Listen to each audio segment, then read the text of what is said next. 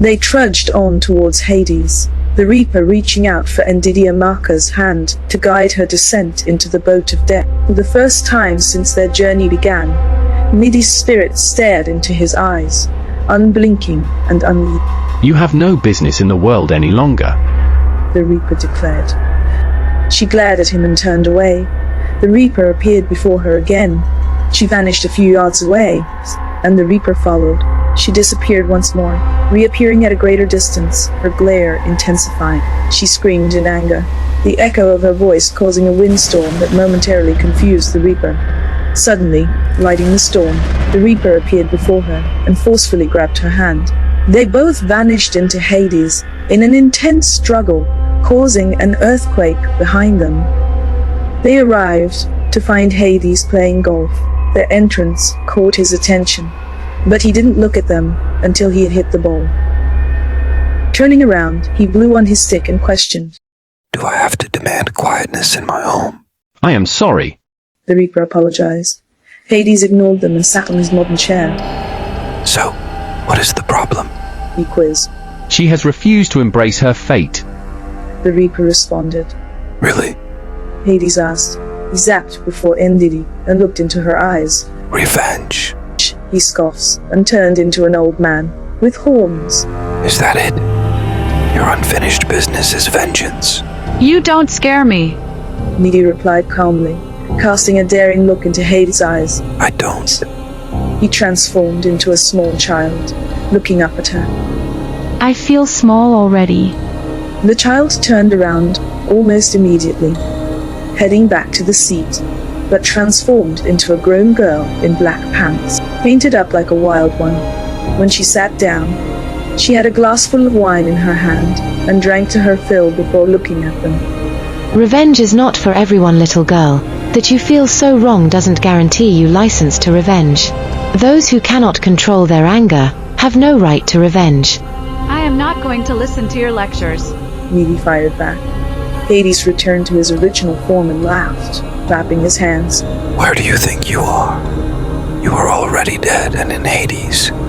That means I own you henceforth," he said, a little disappointed.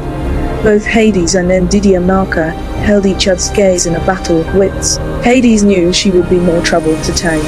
"On the contrary, I could grant you your wish, sending you back to have your revenge. Notwithstanding the trouble I will have to go through taming your vengeful spirit. But you must kill your sister. Otherwise, it wouldn't be only your body that would die. Your soul will also disappear by the time the sand on this bottle runs empty." He pointed to the sand, timer placed on a slab.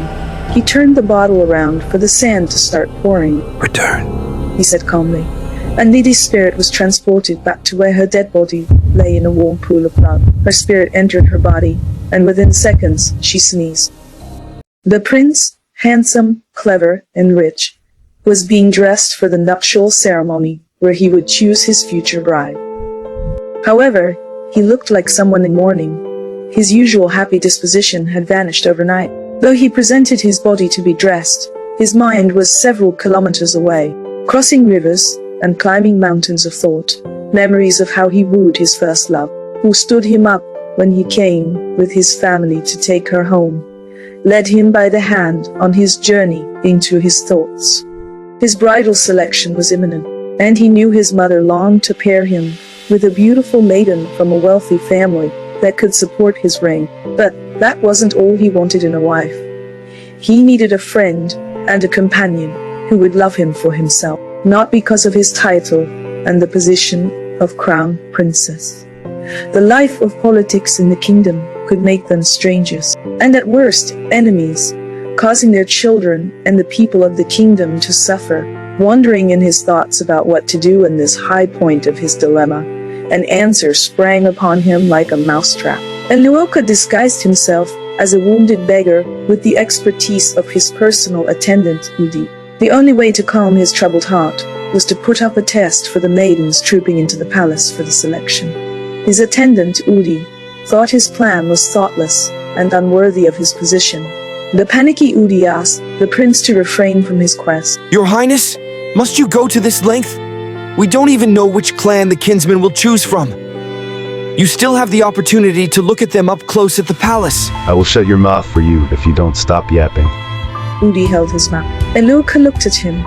I have no use for the wings each kinsman promised me if I chose their daughters as my bride. Your Highness. What I need is not more wealth or power. What I want is what I actually need in this life, is love. With the one who truly loves me by my side, I vow that I can make Esise the envy of other kingdoms. Your Highness, I have always known you to be purely the warrior type. I never knew of this romantic side of yours. And I never knew you were this stupid. Eloka rejoined rudely to hide his weakness. Hurry with it. He commanded Udi to hit him with a small rock. It's going to hurt. Get on with it. I am sorry, Your Highness. Udi said, as he hit the boulder on his knees, and the prince screamed. My prince, are you all right? Does it look like I am alright to you? It hurts. I am sorry, I am sorry. Just shut up your mouth and take me to the walkway. Yes, Your Highness.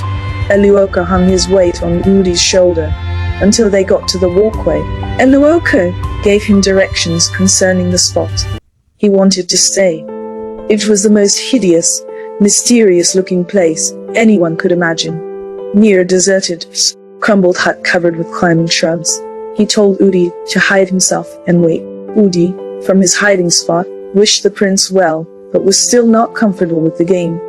The early morning sun rose on the horizon, casting its golden rays across the vast blue sky. The maidens, dressed in their finest attire, began their journey along the footpaths from their homes to the palace. It was a vibrant and colorful spectacle. As they passed by, Eloka, pretending to be a beggar, extended his basket, hoping for their charity.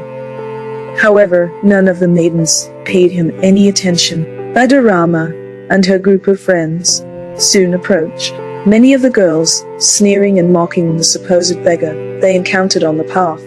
As they hurled insults, Udi, hidden nearby, felt a surge of anger and wanted to confront them, but a stern glance from Eloka kept him in check. Once the road grew quiet, and it seemed that all the maidens had gathered at the palace, Udi cautiously emerged from his hiding spot to speak to his prince.